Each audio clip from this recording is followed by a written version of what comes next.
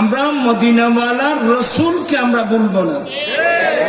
আমরা আমার নবীর সুন্নাত মোতাবেক চলতে চাই তো, যদি চলতে পারি আমাদের জীবন হবে সার্থক।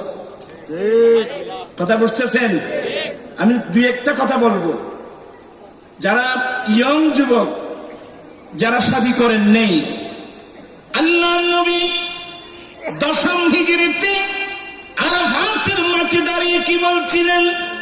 হে আমার পুরুষ উম্মত, তোমাদের উপর তোমাদের স্ত্রীদের কতগুলো অধিকার আছে। 1 নম্বর অধিকার হলো আখাযতুমুহুন্না বিআমানিল্লাহ। তোমার স্ত্রী এটা তোমার দাসী নয়, এটা তোমার বাঁধি নয়, এটা আল্লাহর দেওয়া একটা আমানত। আল্লাহু আকবার। মেয়ে দেখে কত বড় সম্মান দিলেন আমার রাসূল।